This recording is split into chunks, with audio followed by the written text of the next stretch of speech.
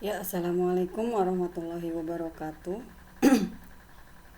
Selamat pagi, berjumpa kembali dalam pembelajaran jarak jauh mata pelajaran kimia. Ya, kali ini saya akan menjelaskan materi mengenai perkembangan teori atom yang minggu lalu sudah kalian diskusikan. Yang pertama yaitu model atom Dalton.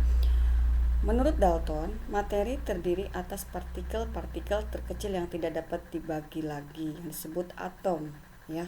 Jadi itu menurut Dalton. Kemudian atom satu unsur sama dalam segala hal, tetapi berbeda dari atom unsur lain, ya. Jadi kalau unsur yang sama, maka sama dalam berbagai hal. Misalnya suatu unsur tersebut dari atom O berarti sama sifat-sifat dari O tersebut, tetapi berbeda dari atom unsur lain. Berarti berbedanya dalam unsur O misalnya dengan atom O dengan atom S berarti berbeda itu ya. Tetapi kalau sama-sama atom O berarti sama. Kemudian atom dapat bergabung satu sama lain secara kimia ya. Jadi misalnya atom O dapat bergabung dengan H, membentuk molekul dengan perbandingan sederhana. Nah, membentuk molekulnya apa? Misalnya H2O ya. Kemudian molekul terbentuk dari penggabungan atom beberapa unsur, itu tadi ya. Kemudian atom suatu unsur adalah permanen, tidak dapat diuraikan, tidak dapat diciptakan dan tidak dapat dimusnahkan. Itu menurut Dalton. Selanjutnya, ternyata si Dalton ini punya kelemahan dari teorinya tersebut, yaitu tidak dapat menerangkan mengapa larutan dapat menghantarkan arus listrik, padahal dia katanya terkecil ya. Jadi tidak dapat dibagi lagi. Nah, kemudian bola pejal tidak mungkin dapat menghantarkan arus listrik. Ya, itu kelemahannya. Karena menurut si Dalton kan tadi atom itu bagian terkecil dan bola pejal. Berarti kan tidak ada muatan listrik. Tapi mengapa larutan dapat menghantarkan arus listrik? Ya. Nah, selanjutnya model atom Dalton karena mempunyai kelemahan disempurnakan oleh model atom J.J. Thomson ya. Dia mengemukakan bahwa dalam atom terdapat elektron-elektron yang tersebar secara merata dalam bola bermuatan positif sehingga atom bersifat netral. Nih, seperti ini kalau diibaratkan ya. Jadi terdapat elektron-elektron nih, elektron-elektron ya. Kemudian di dalam bola ini tersebar secara merata dalam bola bermuatan positif sehingga atom bersifat netral. Jadi ada muatan positif dan muatan negatif. Nah, ini seperti roti kismis di mana elektron ini diumpamakan ini seperti kismis. Nih kismis ya, kalau diibaratkan seperti roti ini tuh kismis, tapi dia bermuatan negatif. Nah, di mana rotinya ini bermuatan positif ya. Kemudian model atom Thomson ternyata ada kelemahan juga ya, yaitu tidak dapat menjelaskan susunan muatan positif dan negatif dalam atom tersebut ya. Kalau tadi si Dalton dia mengatakan bahwa bola pejal, kalau si Thomson ini menyatakan bahwa ada elektron dan muatan positif ya, dimana elektron ini seperti kismis kata menurut si Thomson. Nah, ternyata ada kelemahan si Thomson ini juga, tidak dapat menjelaskan susunan muatan positif dan negatif dalam atom tersebut. Nah, selanjutnya dijelaskan lagi oleh Rutherford, menemukan bukti bahwa dalam atom terdapat inti atom. Nah, lebih berkembang lagi. Jadi menurut si Rutherford ini bahwa dalam atom terdapat inti atom. Ya, intinya. Jadi ada atom, ada intinya di dalamnya. Yang bermuatan positif berukuran jauh lebih kecil daripada ukuran atom. Namanya juga inti, berarti kan lebih kecil ukurannya daripada atom tersebut. Jadi di tengah-tengah ya. Tetapi massa atom hampir seluruhnya berasal dari massa intinya. Jadi berarti kan intinya itu massanya itu hampir seluruhnya berasal dari massa intinya. Kemudian model atom Rutherford menggambarkan atom terdiri atas inti yang bermuatan positif dan berada pada pusat atom, serta elektron yang bergerak melintasi inti seperti halnya planet-planet mengitari matahari. Jadi kalau menurut si Rutherford ini bahwa atom itu terdapat inti atom di mana ada inti atom itu bermuatan positif dan ada elektron yang bergerak mengelilingi inti tersebut. Jadi atom terdiri dari inti atom di pusatnya, kemudian ada elektron yang bergerak mengelilingi inti tersebut ya. seperti planet mengelilingi matahari, itu menurut Rutherford. Nah, digambarkan seperti ini ya. Jadi di inti atom nih yang tunjukkan bermuatan positif. Nah, dikelilingi oleh elektron nih. Ini orbital nih ya. Ini orbital. Kemudian ada elektron yang bergerak. Nih elektron. Nih elektron. Yang ini inti bermuatan positif, yang ini elektron bermuatan negatif. Nih, dia bergerak mengelilingi inti dalam suatu orbital. Nah, kelemahannya si Rutherford ini tidak mampu menerangkan mengapa si elektron ini tidak jatuh ke sini, ke inti atom, ya, akibat gaya tarik elektrostatis inti terhadap elektron. Jadi ini ada gaya elektrostatis inti atom, ya, gaya elektrostatis itu gaya tarik inti atom. Gaya tarik elektron ini harus jatuh ke inti atom, ya, berdasarkan asas fisika bahwa elektron sebagai partikel bermuatan bila mengitari inti yang muatannya berlawanan lintasannya akan berbentuk spiral sehingga akhirnya jatuh ke inti.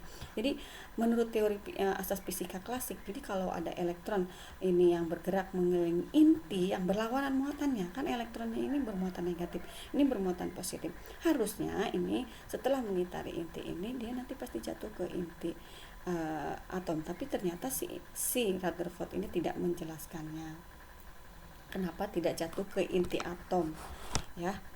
Nah, selanjutnya dilengkapi lagi oleh Niels Bohr menjelaskan bahwa di sini menurut Bohr spektrum garis menunjukkan bahwa elektron hanya menempati tingkat-tingkat energi tertentu dalam atom, ya. Nah, ini model atomnya tadi, ini kalimatnya ya. Atom terdiri atas inti yang bermuatan positif dan di sekitarnya beredar elektron-elektron yang bermuatan negatif. Sama dengan si Rutherford bahwa si atom itu terdiri dari inti dan ada elektron-elektron yang bergerak mengelilingi inti atom, elektron yang bermuatan negatif ya. Nah, dalam atom, elektron beredar mengelilingi atom pada lintasan orbit tertentu yang dikenal sebagai keadaan gerakan yang stasioner, tetap dengan tingkat energi yang dinyatakan dengan N, atau N itu bilangan bulat positif. Jadi tadi ada inti atom, kemudian ada elektron yang bergerak mengelilingi inti atom. Nah, di mana elektron tersebut berada pada lintasan tertentu, ya, dalam keadaan stasioner. Nah, seperti ini. Jadi menurut si Niels Bohr itu ini inti atom, ini elektronnya, ini ada lintasan ya. Ini lintasan 1, ini lintasan 2, lintasan 3. Nah, kemudian nanti ini elektron ya. Elektron ini nanti dapat berpindah ke lintasan 1, ke lintasan 2. Nah, kalau dia pindah ke lintasan 1 berarti dia menyerap energi. Ke lintasan 2 menyerap energi. Nanti bisa pindah lagi, turun. Ya, begitu. Sepanjang elektron berada dalam lintasan stasioner, energi akan konstan. Jadi kalau tetap, dia energinya konstan kalau dia tidak pindah lintasan ya. Sehingga tidak ada cahaya yang dipancarkan maupun diserap. Nah, ketika elektron hanya dapat berpindah dari lintasan yang lebih rendah ke lintasan yang lebih tinggi jika menyerap energi. Sebaliknya, jika elektron berpindah dari lintasan yang tinggi ke lintasan rendah terjadi pembebasan energi. Misalnya, elektron berpindah dari lintasan 1 ke lintasan 2 nih ya, 1 ke 2. Nanti dia akan menyerap energi, membutuhkan energi ya kan, lebih lintasannya lebih tinggi. Kemudian kalau di lintasan 2 ke lintasan 3 juga sama seperti itu, dia membutuhkan energi. Tapi ketika pindah elektron dari lintasan 3 ke lintasan 2, sebaliknya yaitu melepaskan energi ya. Nah, itu tadi model atom ya, model-model atom atau teori-teori atom. Nah, nanti yang teori atom modern ada berikutnya di penjelasan. Nah, kalau ini mengenai nomor atom ya. Nomor atom itu menunjukkan jumlah proton dalam inti atom ya, atau dia bermuatan positif ya. Atom tersebut mempunyai jumlah muatan positif sama dengan jumlah muatan negatif, sehingga nomor atom yang juga menunjukkan jumlah elektron dalam unsur itu. Nah, jadi kalau unsurnya netral, maka nomor atom atau jumlah proton itu sama dengan jumlah elektron. Misalnya nih Cl, Z-nya 17, artinya si klorin ini punya nomor atom 17 dan jumlah protonnya 17. Jadi sama-sama 17 baik itu proton maupun elektronnya, karena dia netral ya. Netral itu tidak bermuatan. Itu nomor atom ya. Nah, ini nomor massa ya. Nomor massa itu jumlah proton tambah jumlah neutron. Nah kan kalau diibaratkan ini, kalau disimbolkan ini adalah tanda atom, bisa oksigen, nitrogen, hidrogen, sulfur dan lain-lain banyak ya. Nah A ini nomor massa. Nah Z ini nomor atom. Nomor massa lebih besar daripada nomor atom. Nah ini yang kemarin latihan sebelum saya penjelasan minggu ini. Jumlah proton, elektron dan neutron dalam atom aluminium. Jadi atom aluminium ini di sini masanya 27, proton dan elektronnya 13. Nih ya, protonnya 13, elektronnya 13. Neutronnya berapa? Tinggal kamu kurangi 27 dikurangi 13 atau nomor massa ini dikurangi 13 yaitu 14. Ya. Kemudian isotop, isobar dan isoton. Nah, di sini isotop itu apa? Isotop itu unsur yang sama, mempunyai nomor atom sama, tapi jumlah masanya, nomor masanya berbeda, yaitu isotop ya, yaitu jumlah proton dan elektronnya sama, tapi jumlah isotop ini proton dan elektronnya, protonnya sama, unsurnya sama, tapi di sini nomor masanya berbeda ya.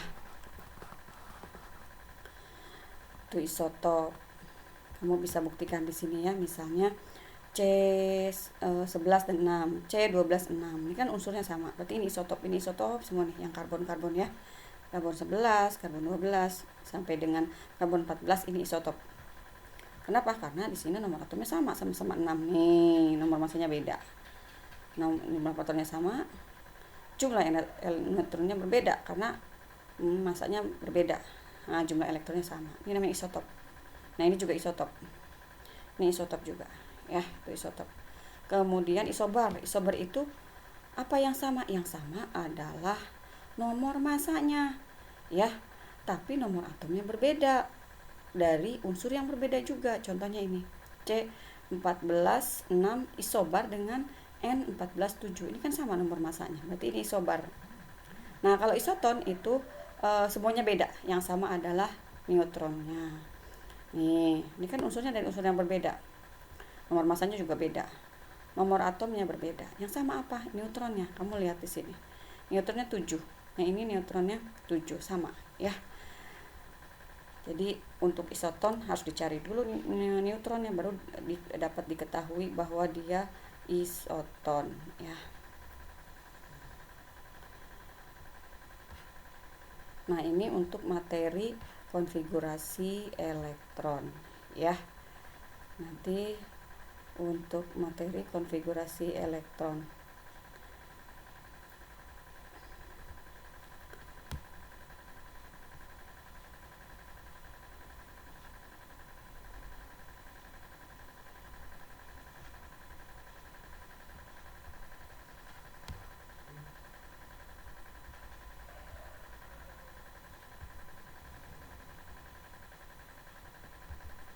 Nah, kita lihat di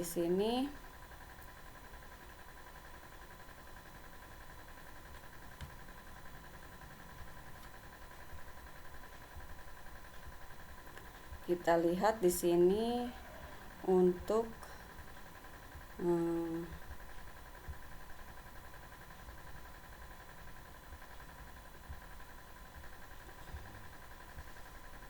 perkembangan model atom yang modern ya. Yang tadi kan perkembangan atom yang sampai perkembangannya